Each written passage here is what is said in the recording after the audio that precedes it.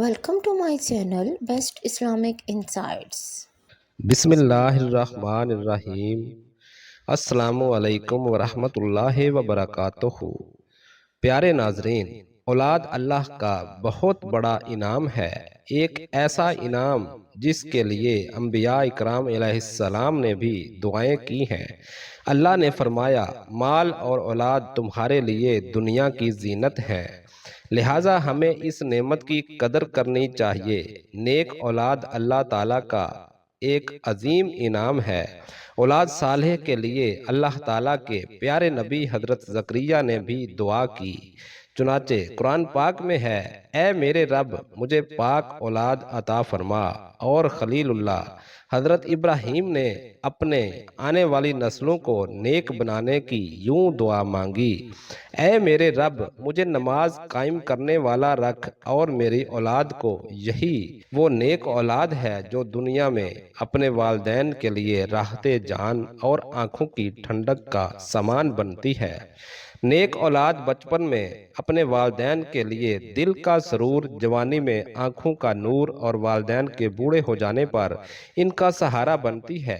پھر جب یہ والدین دنیا سے گزر جاتے ہیں تو یہ سعادت مند اولاد اپنے والدین کے لیے بخشش کا سامان بنتی ہے، جیسا کہ حضور اکرم صلی اللہ علیہ وآلہ وسلم نے ارشاد فرمایا، جب آدمی مر جاتا ہے تو اس کے اعمال کا سلسلہ منقطع ہو جاتا ہے، سوائے 3 کاموں کے ان کا سلسلہ جاری رہتا ہے: صدقہ جاریہ، وہ علم جس سے فائدہ اٹھایا جائے، اور نیک اولاد جو اس کے حق میں دعائے خیر کرے۔ وہی اولاد اخروی طور پر نفع بخش ثابت ہوگی جو نیک اور صالح، اور یہ حقیقت بھی کسی سے ڈھکی چھپی نہیں کہ اولاد نیک یا بد بنانے میں والدین کی تربیت کو بڑا دخل ہوتا ہے۔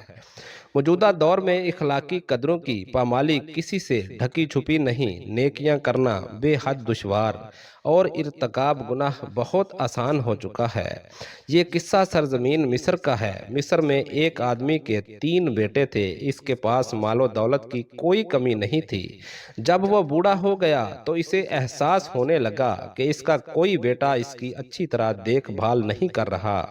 اس نے سوچا کہ کیوں نہ وہ اپنے مال کو اپنے بچوں میں تقسیم کر دے تاکہ یہ اس سے کمائیں کھائیں اور اس احسان کے بدلے میں اس کی خدمت کریں۔ اس نے اپنی بیوی سے مشورہ لیا تو اس نے بھی بوڑھے شوہر کے خیال کی تائید کی۔ چنانچہ ایک دن اس نے ایک مختصر سی میٹنگ رکھی اور اپنے 3 بیٹوں کو بلوایا۔ جب 3 بیٹے اس کے پاس حاضر ہو گئے تو اس نے کہا، میرے بیٹو، تم سب جانتے ہو کہ میں نے اپنی جوانی کمانے میں خرچ کر دی۔ میں نے اپنے پیسے سے تم تینوں کی اچھے گھرانوں میں شادی بھی کر دی۔ اب میں بوڑھا ہو گیا ہوں، میری طاقت جواب دے چکی ہے۔ میں تجارت کے لیے مارکیٹ میں نہیں نکل سکتا، میں کاروبار کے لیے مارکیٹ میں نہیں نکل سکتا۔ میں نے سوچا کہ آخر یہ سنبھال جو میرے پاس رکھا ہوا ہے کیوں نہ تمہارے درمیان تقسیم کر دوں تاکہ تم اس سے فائدہ اٹھاؤ اور کماؤ کھاؤ۔ چنانچہ میں نے اپنا سارا مال تم 3 بھائیوں میں تقسیم کرنے کا ارادہ کیا ہے۔ میری اور تمہاری والدہ کی زندگی کا بڑا حصہ گزر چکا، اب تھوڑی سی زندگی باقی ہے۔ تم لوگ تھوڑی بہت اگر ہم پر توجہ دو گے تو ہماری زندگی آرام سے گزر جائے گی۔ بس اب جاؤ، میں نے اپنے سارے مال کو تم تینوں میں برابر برابر تقسیم کر دیا ہے۔ آج کے بعد میرا سارا مال تم تینوں کا ہے، کماؤ کھاؤ اور اللہ کی راہ میں خرچ کرو۔ بس اتنی گزارش ہے کہ اب ہم دونوں میاں بیوی تمہاری خدمت کے محتاج ہیں، تم لوگ ہمیں فراموش مت کرنا۔ ہمیں یقین ہے کہ اللہ تعالی ہمیں ضائع نہیں کریں گے۔ 3 بیٹوں نے باپ کو یقین دلایا کہ وہ ماں باپ کی خدمت کریں گے، ہر طرح سے ان کا خیال رکھیں گے۔ پھر 3 بھائی اپنا اپنا حصہ لے کر تجارت اور دیگر کام کاج میں مشغول ہو گئے۔ کچھ ہی دنوں میں وہ اپنی مشغولیت میں ایسے ڈوبے کہ والدین کی خدمت کرنا بھول گئے۔ ہر بیٹا یہی سمجھتا تھا کہ چلو میں اپنے والدین کی خدمت نہیں کر سکتا، یا میرے پاس اتنا وقت نہیں ہے۔ تو 2 بھائی اور بھی ہیں، وہ دونوں بوڑھے والدین کی خدمت کرتے ہی ہوں گے۔ یوں بوڑھے والدین تنہا ہو کر رہ گئے، بالکل اکیلے ہو کر رہ گئے۔ شاذ و نادر ہی ایسا ہوتا تھا کہ ان میں سے کوئی بیٹا اپنے والدین کے پاس مہینہ 2 مہینے میں 1-2 بار ملاقات کے لیے آ جاتا۔ ایک دن بوڑھے باپ کا ایک دوست ملاقات کے لیے آیا۔ یہ اس کا پرانا جگری دوست تھا۔ خرید و فروخت کے معاملات میں، کاروبار کے معاملات میں جب بھی کوئی مشکل مسئلہ درپیش ہوتا، یہ بوڑھا اپنے اسی دوست سے مشورہ لیتا۔ باتوں باتوں میں اس نے اپنے جگری دوست کو بیٹوں کے ناروا سلوک سے آگاہ کیا۔ اس نے یہ بھی بتلایا کہ اب وہ اپنی جائیداد میں سے، اپنے مال میں سے کسی چیز کا مالک نہیں ہے، بلکہ ساری جائیداد بچوں میں تقسیم ہو چکی ہے اور وہی اس جائیداد کے مالک ہیں۔ بوڑھے کا جگری دوست بڑا ذہین و فطین تھا، اسی لیے بوڑھے نے مشورہ لینے کے لیے اس کا انتخاب کیا تھا۔ بوڑھے کے دوست نے کہا کہ میں تمہیں تمہاری نافرمان اولاد کی بے حسی اور عدم توجہی سے چھٹکارا دلانے کے لیے کافی ہوں، لیکن میں چاہوں گا کہ ہمارے درمیان جو باتیں ہوئی ہیں تم اپنے بیٹوں کو ان کی ہوا بھی نہ لگنے دینا، یعنی ان کو بالکل پتہ نہ چلنے دینا۔ بوڑھے باپ نے دوست سے وعدہ کیا کہ وہ اپنے بیٹوں کو اس بارے میں کوئی بات نہیں بتائے گا، یہ باتیں صیغہ راز ہی میں رہیں گی۔ اس نے اپنے دوست سے کہا میں تمہیں اختیار دیتا ہوں کہ ہمارا مسئلہ حل کرنے کے لیے تم جو مناسب طریقہ اختیار کرنا چاہو کر سکتے ہو۔ اس بات چیت کے بعد بوڑھے باپ کا جگری دوست یکے بعد دیگرے اس کے تینوں بیٹوں کے پاس گیا اور تینوں سے یہ باتیں کہیں کہ تم اچھی طرح سے جانتے ہو، تمہیں معلوم ہے کہ میں تمہارے والد کا بہت پرانا ساتھی ہوں۔ تمہارا والد آخری وقت تک مجھ سے مشورہ لیے بغیر کوئی قدم نہیں اٹھاتا۔ لین دین ہو یا خرید و فروخت یا روزمرہ کا کوئی بھی الجھا ہوا معاملہ، میں ہی اس کا مشیر خاص ہوا کرتا تھا۔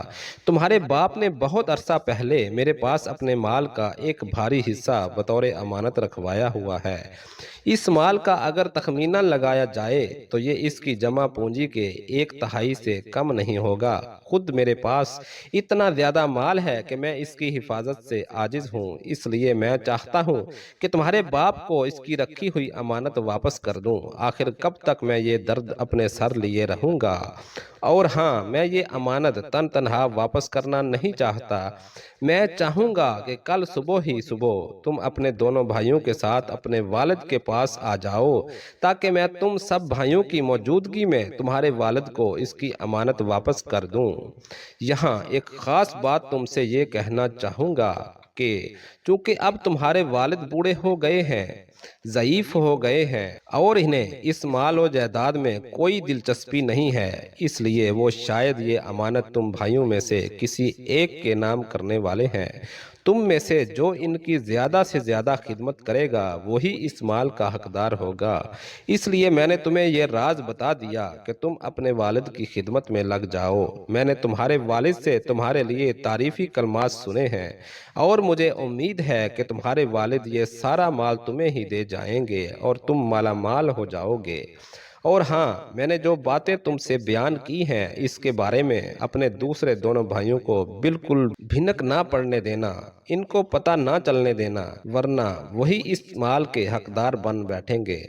بوڑھے باپ کے اس جگری دوست نے یہ باتیں اس کے تینوں بیٹوں میں سے ہر ایک کے پاس الگ الگ جا کر کہیں اور تینوں کو خوب سبز باغ دکھلائے۔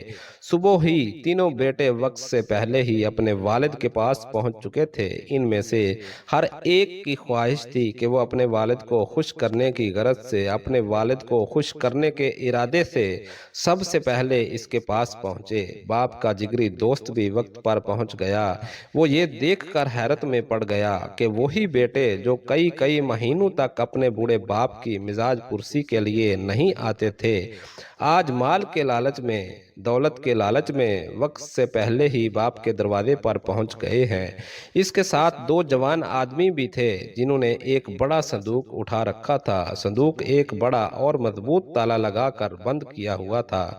بوڑھے کے جگری ساتھی نے صندوق کو تینوں بیٹوں کے سامنے ان کے باپ کو واپس کرتے ہوئے کہا، چونکہ آپ نے یہ دولت میرے پاس بطور امانت رکھوائی تھی، اب میں آپ کی رکھی ہوئی امانت کی مزید حفاظت کرنے سے قاصر ہوں، اس لیے آپ اپنے بیٹوں کے سامنے اپنی ہی امانت واپس لے لیں۔ بوڑھے نے اپنے جگری ساتھی کو تنہائی میں لے جا کر پوچھا، بھائی، اس صندوق کے اندر آخر تم نے کیا چھپا رکھا ہے؟ اس نے بتایا میری تدبیر ہے جسے میں نے اپنایا ہے، اور ہاں تم اپنے بیٹوں کے سامنے اس بارے میں کچھ مت کہنا۔ پھر وہ دونوں واپس آئے۔ اب بوڑھے کے ساتھی اس کے بیٹوں سے اس طرح مخاطب ہوا، آج میں تمہارے والد کی رکھی ہوئی امانت تمہارے سامنے واپس کر رہا ہوں۔ اب اس امانت کا بوجھ میرے سر سے ختم ہو گیا، تم لوگ اس بات پر گواہ رہنا، آج کے بعد مجھ پر اس سلسلے میں کوئی ذمہ داری عائد نہیں ہوگی۔ یہ کہہ کر اس نے اپنے بیٹوں کے سامنے بوڑھے باپ کو صندوق کی چابی دے دی۔ بوڑھے نے اپنے جگری ساتھی سے کہا، دوست واقعی تم نے اپنی دوستی کا حق ادا کر دیا، امانت کو اس کے حقدار تک پہنچا دیا۔ اللہ تعالیٰ تمہارا بھلا کرے، اللہ تعالیٰ تمہیں جزائے خیر عطا فرمائے۔ دوست بولا، آپ نے پوری زندگی میں خیر و بھلائی ہی کا کام کیا ہے، اور مجھے معلوم ہے کہ آپ یہ مال بھی اپنی جائیداد کی طرح اپنے ان بچوں ہی میں تقسیم کر دیں گے۔ آپ ان میں سے جسے چاہیں وصیت کر دیں، یا سب کو عنایت کر دیں، یا بعد میں جسے چاہیں اسے اس کا مختار کل بنا ڈالیں۔ یہ کہہ کر اس نے سلام کیا اور اس سے رخصت ہو گیا۔ اس کے بعد بوڑھے کے تینوں بیٹوں کا یہ حال تھا کہ وہ سب کے سب وفا کے پیکر بنے، بوڑھے باپ کے سامنے کھڑے تھے۔ ان میں سے ہر ایک کی تمنا تھی کہ وہی اس صندوق کا حقدار بنے۔ باپ نے بیٹوں سے کہا کہ میں ابھی یہ فیصلہ نہیں کر سکتا کہ یہ صندوق تم میں سے کس بیٹے کو دوں، البتہ کچھ دنوں کے بعد اسی صندوق کے اندر میں ایک وصیت اپنے اس بیٹے کے نام لکھ کر رکھ دوں گا جسے میں دینا چاہوں گا۔ میرے انتقال کے بعد، میری وفات کے بعد تم لوگ اسے کھولنا، اور اندر سے جس کے نام وصیت نامہ نکلے گا یہ مال اسی کا ہوگا۔ بیٹے اپنے باپ کی بات سن کر حیرت زدہ رہ گئے۔ وہ یہ سمجھ رہے تھے کہ ان کا بوڑھا باپ یہ مال بھی ان کے مابین، ان کے درمیان اسی طرح تقسیم کر دے گا جس طرح پہلے تقسیم کیا تھا، مگر اس بار ایسا نہیں ہوا۔ اب ان تینوں میں سے ہر بیٹا اس کوشش میں لگ گیا کہ کسی نہ کسی طرح اپنے باپ کے اس مال کا مستحق وہی ٹھہرے۔ بس اب کیا تھا، تینوں بیٹے اپنے باپ کی خدمت کے لیے یوں مصروف ہو گئے جیسے بھوکا آدمی کھانے پر ٹوٹ پڑتا ہے۔ کوئی باپ کی خدمت کے لیے صبح آنکھ کھلتے ہی پہنچ جاتا، کوئی اپنی بیوی بچوں کے ساتھ باپ کے پاس پہنچ کر اس کے پاؤں دباتا، کوئی رات کے وقت بھی اپنے والد کی خیریت دریافت کرنے آ جاتا۔ بوڑھا باپ اپنے بیٹوں کے دل کی حقیقت کو اچھی طرح سمجھتا تھا۔ یہ اور بات ہے کہ بستی کے لوگ، اس علاقے کے لوگ اس بوڑھے پر رشک کرتے تھے کہ اس کے بیٹے کتنے وفادار اور اطاعت گزار ہیں، لیکن انہیں کیا معلوم تھا کہ یہ سب کچھ مال کے لالچ میں ہو رہا ہے، ورنہ یہی باپ 2 مہینوں تک اپنے بیٹوں کی شکل دیکھنے کو ترس جاتا تھا۔ صندوق سامنے رکھا ہوا تھا، چابی باپ نے نامعلوم جگہ پر چھپا رکھی تھی۔ بیٹے آتے رہے اور باپ کی خدمت کرتے رہے۔ یہ سلسلہ کوئی 2 سال تک چلتا رہا۔ بسا اوقات بیٹے اپنے دل میں سوچتے کہ ہمارا بوڑھا باپ کب تک زندہ رہے گا۔ ادھر باپ بچوں کی خدمت سے بڑی خوشی محسوس کر رہا تھا۔ 2 سال گزرنے کے بعد آخر کار وہ وقت آ ہی گیا جس کا بیٹوں کو شدت سے انتظار تھا۔ باپ کا انتقال ہو گیا۔ کفن دفن کی کاروائی مکمل کرنے کے بعد بیٹوں کو یہی تمنا تھی کہ جلد سے جلد صندوق کو کھولا جائے اور دیکھا جائے کہ یہ مال کس کے نصیب میں آیا ہے، کس کے حصے میں آیا ہے۔ بیٹوں نے سوچا کہ اگر بستی کے لوگوں کو بلا کر اس صندوق کے بارے میں کوئی بات چیت کی جائے گی تو جگ ہنسائی ہوگی۔ چنانچہ انہوں نے اپنے والد کے پرانے جگری دوست ہی کو بلوایا اور اس کے سامنے صندوق کھولنے کی تجویز رکھی۔ انہوں نے صندوق کی چابی اپنے والد کے جگری دوست کے حوالے کر دی اور کہا کہ اب آپ ہی قفل کھولیے، اب آپ ہی تالا کھولیے۔ تینوں کی سانسیں اٹکے ہوئے تھیں۔ ہر بیٹے کو یقین تھا کہ وصیت نامہ اسی کے نام کا نکلے گا، کیونکہ اس نے اپنے والد کی سب سے زیادہ خدمت کی ہے۔ اب صندوق کھل چکا تھا۔ تینوں بیٹے پھٹی پھٹی آنکھوں سے صندوق کو دیکھ رہے تھے۔ انہیں اپنی آنکھوں پر یقین نہیں آ رہا تھا وہ اپنی آنکھیں زور زور سے مل رہے تھے۔ انہیں اپنے آپ پر شک گزر رہا تھا کہ کہیں ان کی آنکھیں دھوکہ تو نہیں دے رہی، مگر جو حقیقت سامنے تھی اس میں اب تک کی کوئی گنجائش نہیں تھی۔ وہ یہ دیکھ کر ہکا بکا رہ گئے کہ اس صندوق میں درہم و دینار اور سونے چاندی کی بجائے پتھر اور مٹی کے ڈھیلے بھرے پڑے ہیں۔ انہیں سخت حیرت ہو رہی تھی، سخت تعجب ہو رہا تھا۔ صندوق میں ایک کاغذ رکھا ہوا تھا۔ باپ کے جگری دوست نے اسے کھول کر پڑھنا شروع کیا۔ اس میں لکھا ہوا تھا، بسم اللہ الرحمن الرحیم۔ یہ صندوق اور اس کے اندر جو کچھ ہے ان نافرمان اور لالچی بیٹوں کے لیے ہے، جنہوں نے والد کے حقوق ادا کرنے کے لیے اپنا فرض نہیں نبھایا، بلکہ مال کے لالچ میں اپنے والد کی خدمت کے تینوں بھائیوں کے سر شرم سے جھک گئے۔ ان کے چہروں پر ذلت اور رسوائی کی دھول اڑ رہی تھی۔ وہ ایک دوسرے کی طرف دیکھ رہے تھے اور خود اپنے وجود سے ندامت اور شرمندگی محسوس کر رہے تھے۔ انہیں اندازہ ہو گیا کہ یہ ان کے والد کا کام نہیں بلکہ ان کے جگری دوست کی ایک چال تھی۔ باپ کے جگری دوست نے کہنا شروع کیا، ہاں، اس کا نام تدبیر ہے۔ یہ میرا کام تھا، میں نے ہی یہ چال چلی تھی۔ تمہارے بوڑھے والد نے، تمہارے بوڑھے باپ نے مجھ سے تمہارے بارے میں شکوہ کیا تھا کہ تم لوگوں نے اس کی جائیداد سے حصہ وصول کرنے کے بعد اسے بھلا دیا اور اس کے حقوق یکسر فراموش کر بیٹھے۔ چنانچہ میں نے یہ تدبیر اختیار کی تاکہ میرے دوست کی خدمت ہو سکے اور تم مال کے لالچ ہی میں صحیح اپنے والد کی، اپنے باپ کی خدمت کرو۔ اپنے والد کے دوست کی باتیں سن کر تینوں بھائیوں کو بے حد پشیمانی ہوئی، بہت افسوس ہوا۔ انہیں یقین ہو گیا کہ انہوں نے اپنے والد کی خدمت میں بڑی کوتاہی کی ہے۔ اس کے بعد انہیں زندگی بھر یہ احساس کھاتا رہا کہ انہوں نے اپنے والد کی خدمت کا فرض کیوں فراموش کر دیا تھا۔ اگر اولاد نافرمان و سرکش ہو تو والدین کو چاہیے کہ وہ تہجد کے وقت 2 رکعت صلاۃ الحاجہ کی نیت سے پڑھ کر اللہ تعالیٰ سے صدقے دل سے اولاد کی اطاعت و فرما برداری کی دعا کریں۔ صلاۃ الحاجہ کا طریقہ جواب کے آخر میں ہے۔ نیز روزانہ فجر اور عصر کے بعد اول و آخر 11 مرتبہ درود شریف پڑھنے کے بعد 100 مرتبہ اصلح لی فی ذریتی کا ورد کر کے دعا کریں۔ اللہ تبارک و تعالیٰ سے دعا ہے کہ اللہ تبارک و تعالیٰ ہم تمام کی اولاد کو نیک بنائے، صالح بنائے اور فرما بردار بنائے، اور تمام والدین کو اولاد کی اسلام کے اصولوں کے مطابق تربیت کرنے کی توفیق عطا فرمائے۔ اللہ تبارک و تعالیٰ ہم تمام کو دین کی مکمل سمجھ نصیب فرمائے، آمین یا رب العالمین۔